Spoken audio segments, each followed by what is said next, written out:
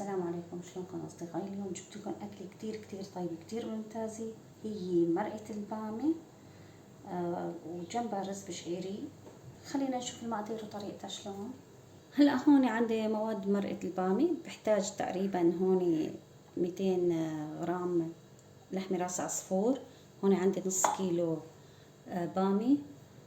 هون بحتاج لدهني، أنا عندي اللحمة ماي مدهني والبامي كتير بتحب الدهن. هون عندي معلقتين كبار دبس بندورة. هلا أول اشي راح دوب الدهني.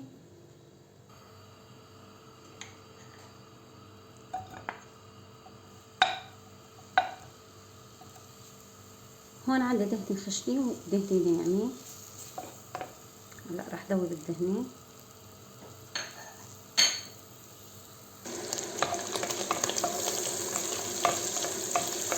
هلا هون بعد ما دابت الدهني راح احط اللحمة.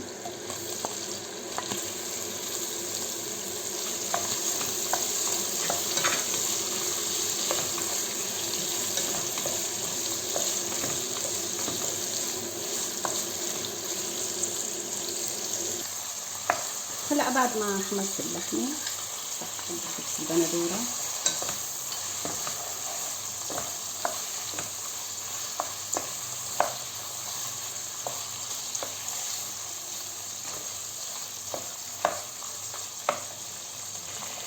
هلا راح اضيف البهار،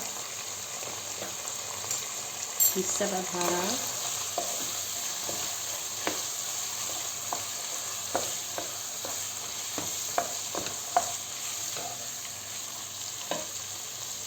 بسم الله. هلا راح اضيف مي السخنة. هلا راح دشها تتسبك. استوى اللحمة، راح اعيفها تقريبا 20 دقيقة. هلا بعد ما اخذت معي وقت تقريبا ثلث ساعة، عندي شوي اللحمة ميكنة شوي. هلا راح اضيف عليها البامي. بسم الله.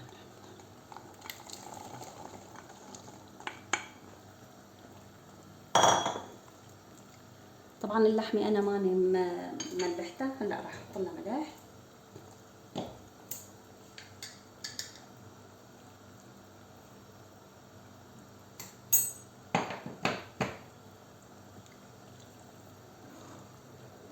طبعا البامي كل مين بيطبخها على طريقته، انا هلا طبختها هيك على طريقتي.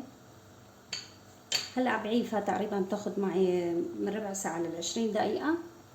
وهلا اكلتنا جهزت، اخذت معي وقت تقريبا ربع ساعة. هلا راح نسكبها. هلا انتهينا اليوم من اكلتنا وطبختنا اليوم. هي مرقة البامي وما ننسى جنبها رز بشعيري. اكل كتير طيب كتير ممتازة وصحتين وهنا. انتظرونا فيديوهات قادمة ان شاء الله.